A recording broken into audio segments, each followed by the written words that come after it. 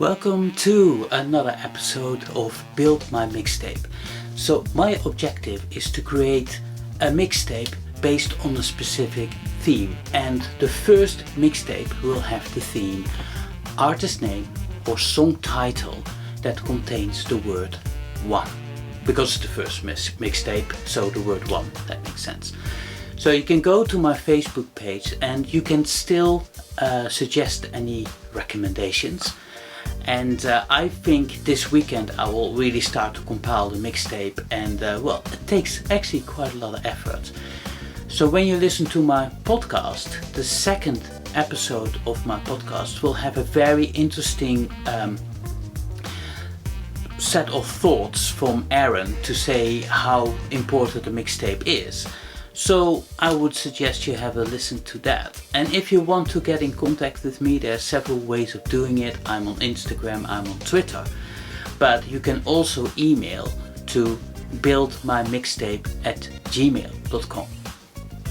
Okay, well, you might have already observed my setup. I've got a vinyl record player, I've got a reel-to-reel player, I've got a cassette deck, this is a mini disc, and here at the bottom you've got a CD-Recordable. And I want to talk about the CD because it doesn't get that much love nowadays. But obviously when you think about a mixtape, there are several ways of doing a mixtape. Depends on what kind of stuff you have at the home. So the much disgraced at the moment CD has actually a very interesting story behind it.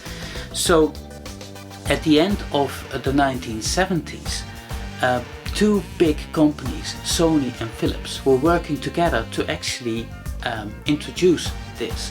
So it's a joint invention by those two big companies. And you can imagine that when two big companies try to work together, there's some kind of compromise that is needed. And this disc has an enormous interesting story about compromise.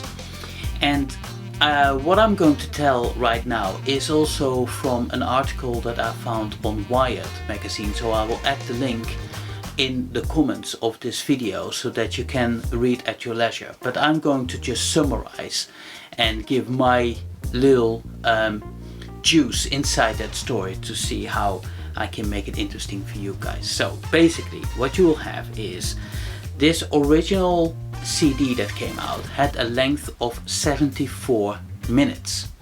Now that sounds very peculiar, because why not 75 or 80 or 60? Why 74? Well, there is this urban legend that the request for 74 minutes came from the Beethoven's 9th Symphony, because it can vary in length. So normally I think on average is about 66 minutes, but the slowest version that they could find somewhere was 74 minutes. So their wish was to make sure that they introduce a new format that will allow Beethoven's 9th to be on one disc. Now, why is that so important? Well, first of all, it was a personal preference of a person that was quite high in the committee to make these kind of decisions. Also, Beethoven's 9th, if you want to put that on a vinyl record, you see, vinyl records will have as a maximum about 25 minutes that you could put on one side.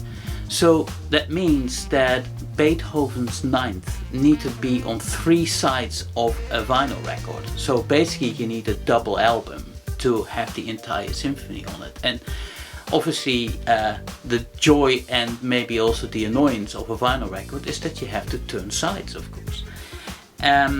So in a way that makes sense.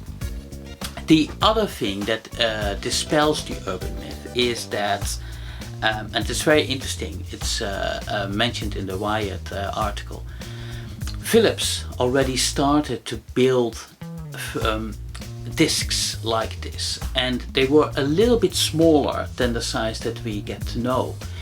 And apparently Sony was a bit miffed about the fact that Philips had a head start in developing actually the finished product. So Philips had a disc that was 11.5 centimeters, and Sony basically maybe using the need that it needs to be 74 minutes probably had as a result that the disc had to be a bit bigger. So now we know the disc being 12 centimeters. So yeah, you know, that's interesting. So maybe Sony won about the size of the disc, but apparently Philips has won the argument of the hole that you see inside the CD, because apparently the size of this hole is the size of a specific Dutch coin. Now at that time the Netherlands had the guilder and the cents. Now obviously they've got euro, but at that time they had a coin that could fit right in there. So I know it's a bit silly, but anyway. Before I'm going to show something very interesting about the CD-Recordable that I have right here, let me just give you an overview of some recommendations for the mixtape that people have given so far.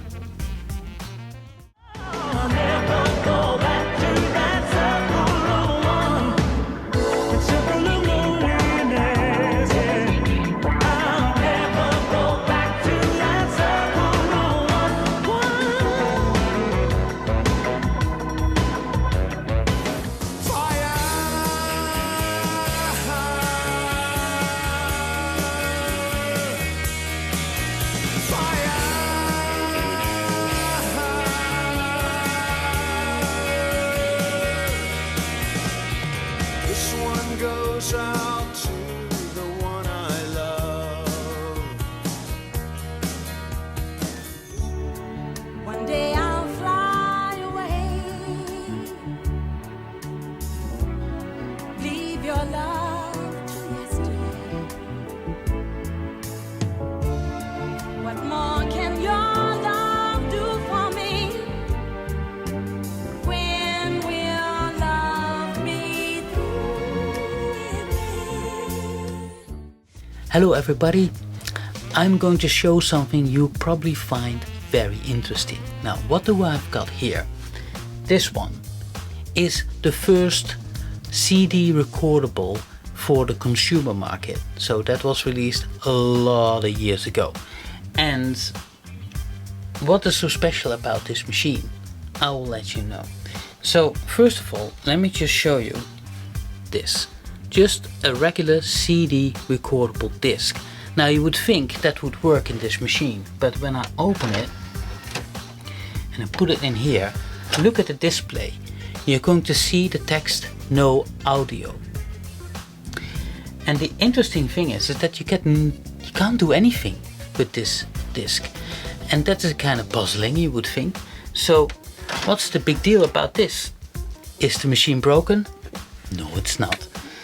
The music industry basically forced everybody to have special CD-Recordables for recording on these types of machines, because these were more expensive and the additional money went to the music industry to pay for the artist, because you're going to put their music on this disc.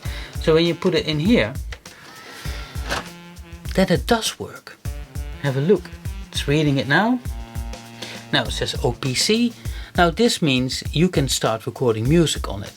Now, what about this one?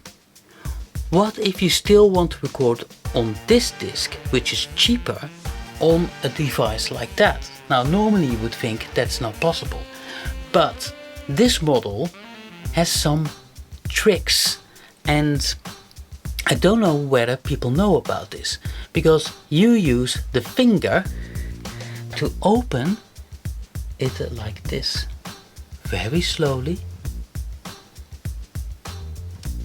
Alright, and replace it with our CD-Recordable, the cheaper one,